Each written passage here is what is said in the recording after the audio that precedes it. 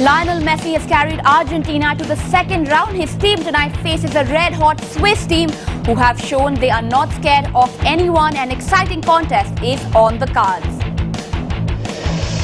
The Red Devils have an eye on their first quarterfinals since 1986, but face a plucky American team who under Jurgen Klinsmann just will not sit back and be rolled over. The shadow of match fixing makes an appearance at the World Cup. 7 Cameroon players are being investigated after sensational claims in a German newspaper.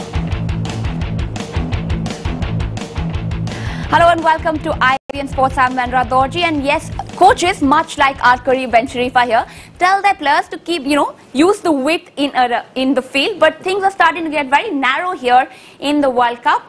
By narrow, I mean to refer to the round of 16 table right behind me. But before I get to that, let me get my guests into the mix. Novi Kapadia, our football analyst, and Kareem Ben-Sharifa, our great football coach of Pune FC also, of course. Now let's get back to the table. The round of 16 comes down to just 2 matches left in this round now. Argentina taking on Switzerland, Belgium, the dark horses of the tournament before the tournament started, facing USA at 1:30 a.m. But we're going to concentrate more on this game today.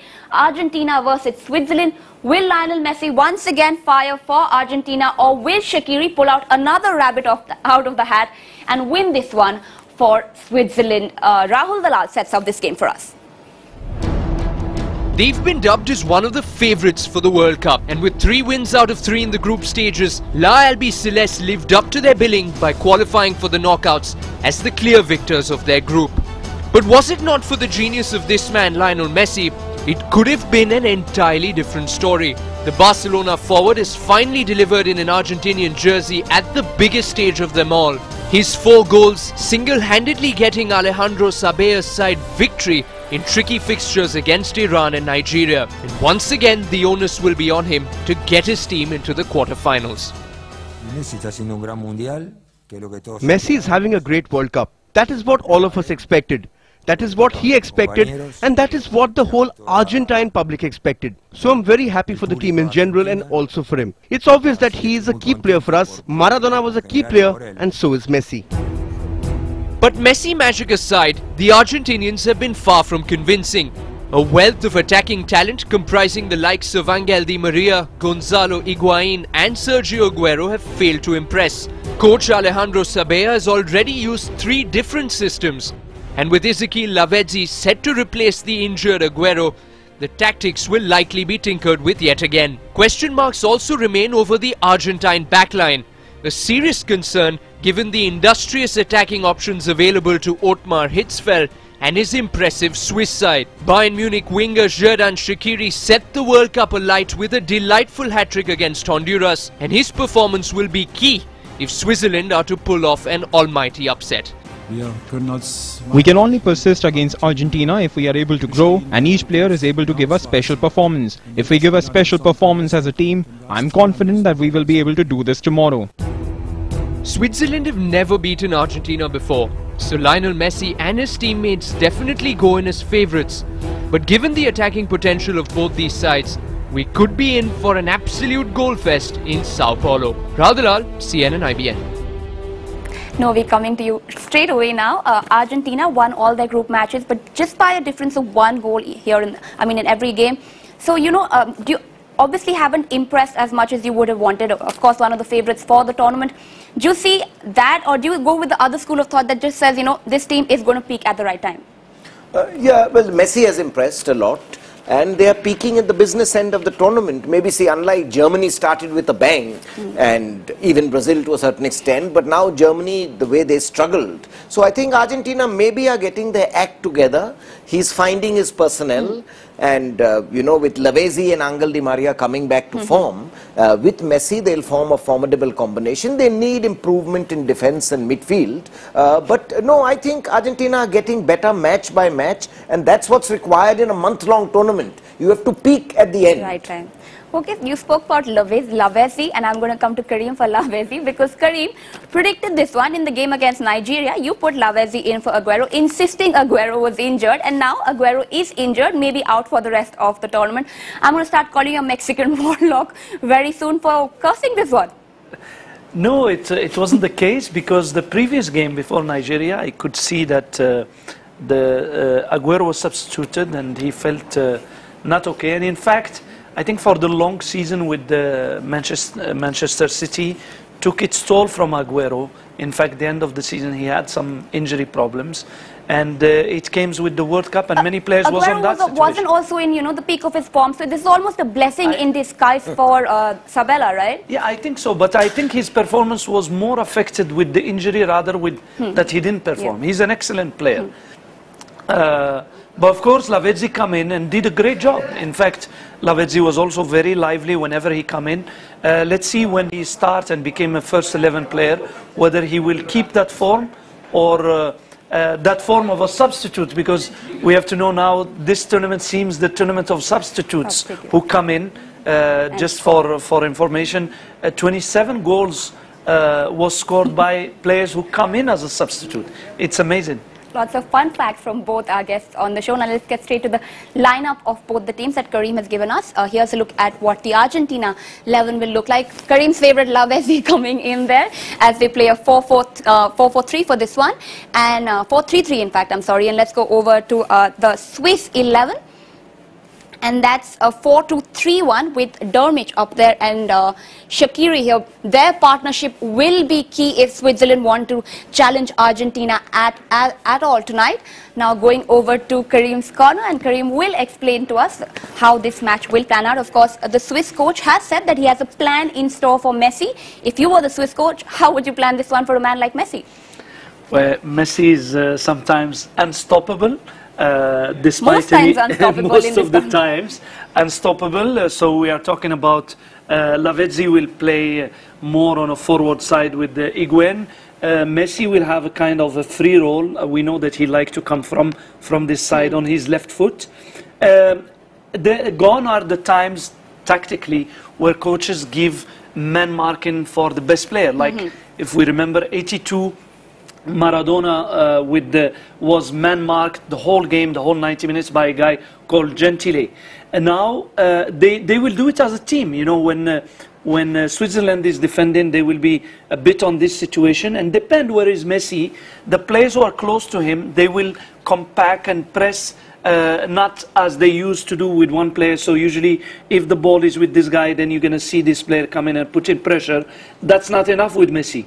So Messi, if he's on this situation, then you're going to see this player coming closer, then you're going to see this player coming closer, and also sometimes this player. So that's how they will try to stop him before he gets control of the game. Same thing, wherever the ball is gone, they will reorganize. And if he's on this situation, then you will see if he get the ball, then you will see the defender opening up, but also the midfield will come and crowd him. So most of the time there will be 2 versus Messi, 3 versus Messi. That's the only way to try to stop Messi. With the red jerseys also reminds me a lot of the Iran game right here. But also speaking of, I mean, you've mentioned the Argentine forward line, but speaking of the defensive line, you know, how would you, they haven't really impressed as much. So how do you see somebody like a Shaqiri or a, you know, how do you see him making the inroads in this game? They will need to score, of course. It is the knockout. Shaqiri last game played, though he used to play in this position, but in the last game he played, when he scored the hat-trick, most of his goal came from a center position. And actually, where is the vulnerability of Argentina is when Argentina is attacking. When the Zabaleta and Rojo are more on an advanced position, and when there is the Gago and Di Maria are also involved in the attack, the Swiss team with Hitzfeld are working a lot on their attacking transition. That means when they defend and they go forward, they go very quickly using spaces, using the run of Shaqiri as well, and that's how comes the role of that's where the Argentina is vulnerable. They should worry when they have the ball and they lose it, how they defend. But also that's where comes the role of a guy like Mascherano to make sure that Shaqiri doesn't get into those spaces. So they will be always 3 versus 2 here. Okay, a lot of talk about Shaqiri. Let's move on to the Argentina side. I spoke to you about Angel Di Maria in the last game. You called him jaded. He seemed to take offense to that and performed pretty well against Nigeria. How do you see this one panning out for him? I mean, you see him hitting that form we expected of him? Yeah, he sprung back, and I think he's a very important player for Argentina because he brings that speed and dash on the wings and gives them the extra width. I mean, Zabaleta and Royo overlap. And Angel Di Maria, remember, has always been a very important member. He scored the winning goal when Argentina won the gold medal in the 2008 Beijing Olympics. Again, Mendra, when the whole Nigerian team concentrated on Messi, was there at Beijing watching that game, and it was Angel Di Maria who went unmarked and scored the winning goal. So he is an extremely important player, as he's shown for Real Madrid. And if he's back in form, it gives any defense a lot of headaches. You've got Lavezzi, who will now want to prove himself. They've always said he's done well for the club, not for the country. Lavezzi, Messi always, and Angel Di Maria. Very little time left for this one, but let's just talk about the man that you always relate to Argentina, Messi.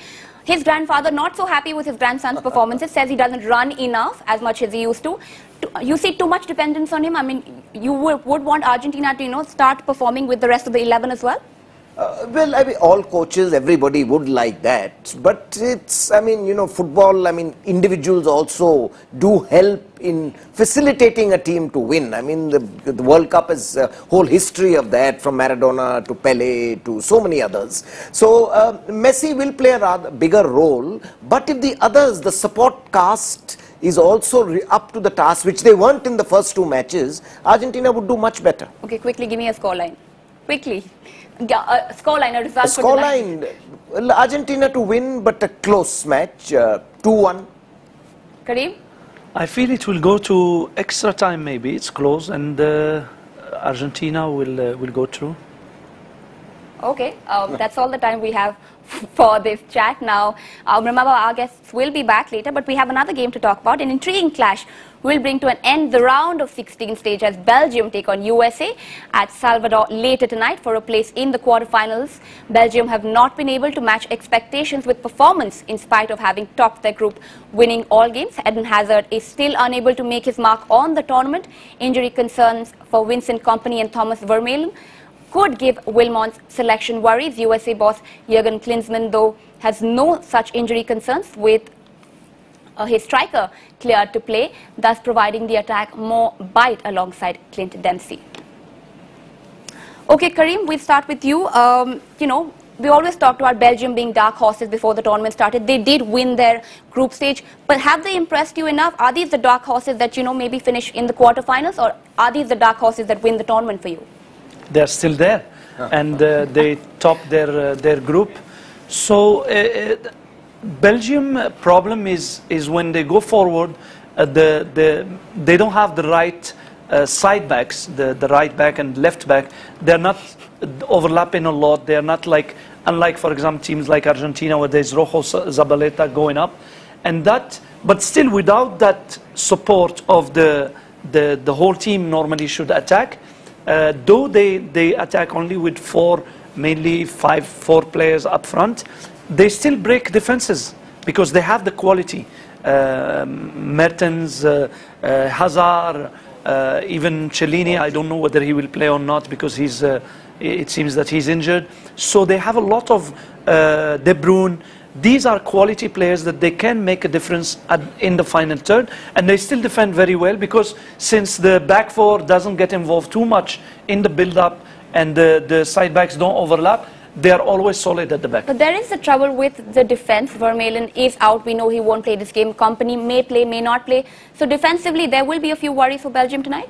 No, they definitely need Vincent Kompany because there is Daniel van Buiten, the Bayern Munich person, stopper back. But they will need Vincent Kompany as a commanding presence. And now that USA have Josie Altidore back, so the attack is more potent along with Clint Dempsey. So that would be a loss. But as Kareem said, the real problem is up front. You know, now do they start with that very promising Divock Orji? Romelu Lukaku has been the biggest disappointment for Belgium. I mean, he's just, you know, whether he's jaded or injured or, you know, he's just not made the cut at present. That's a good sign. Maybe Yeah, like Di now that Maria. Novi has said, Novi has pointed out Lukaku and said he's jaded, he will have a point to prove. The curse of the expert. Yeah, the curse of Novi. If he play. Both Mexican warlocks here on the panel. Remember, our panel will be back at 11:30 tonight with Sanjeev Mukherjee to review the first Argentina game. Now, time for me to slip into a short break. Remember, on the other side, you are fans sitting at home, get in on our show. We take your tweets after the break.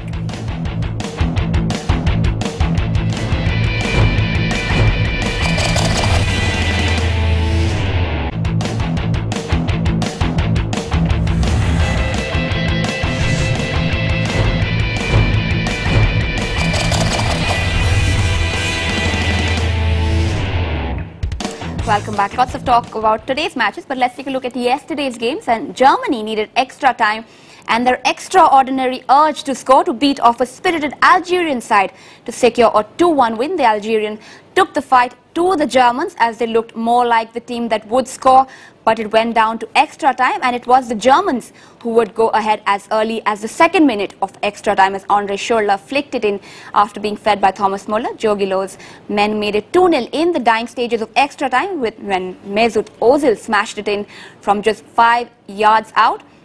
Not ready to throw in the towel just yet, the brave Algerians pulled one back in the very last minute as Jabou scored, but it was just too late in the day. And France have booked their place in the quarterfinals of the World Cup with a 2-0 win against Nigeria in Brasilia. Nigeria were quick off the blocks and looked threatening in the opening exchanges. Emmanuel Emenike slotted the ball into the net in the 20th minute, but the goal was correctly disallowed for offside. The action shifted to the other end of the pitch just 3 minutes later as Paul Pogba unleashed a stinging volley from inside the penalty box, but he was denied by an excellent save from the Nigerian goalkeeper. But after 2 near misses, Paul Pogba finally put France ahead in the 79th minute with a header from a close range. France went on to make it 2-0 in stoppage time and own goal, sealing Nigeria's fate. Now, a new day and a new controversy in the Football World Cup. A German newspaper has published allegations of a convicted match fixer that 7 Cameroon players were involved in fixing World Cup matches. The indomitable Lions, of course, lost all their Group A matches in their first round and were knocked out early. Their Football Federation released an official statement saying they will start an investigation in the matter and find out who the fixer referred to as the 7 bad apples in the national team. The match they said they will focus the most on is the 4-0 loss to Croatia, in which Alex Song was sent off, and Beno Asu Akoto and Benjamin Mokanjo, both Cameroon players, started fighting each other during the game. Now, that's all the controversies for the day. Now, of course, you fans have been writing into us over the last few hours using the hashtag World Cup. Let's take a look at some of the stuff that you've been sending us using Twitter. Wouldn't it be awesome? Surprise if Belgium made it to the final and wins the World Cup. They are the best youth squad ever.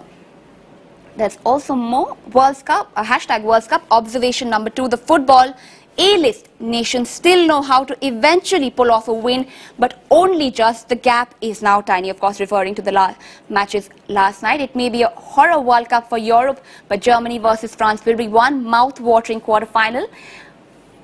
And finally, there is, I know DDLJ was shot in Switzerland, but still supporting Argentina because of Messi. DDLJ being Dilwale Dulhaniya Le Jayenge, that's the Karan Johar fan there for you. Now, the tweet of the day coming into us says, this World Cup might be of the underdogs, but you just cannot outsmart class. Hashtag Germany versus Algeria. Now, you, of course, can also write into us using Twitter. You can tweet into us at IBN Live using the hashtag World Cup. Remember, that's World Cup with an S. And that's all the time we have on the show right now. Be back at 11:30 with the review of the first game and our guests. Thank you for watching.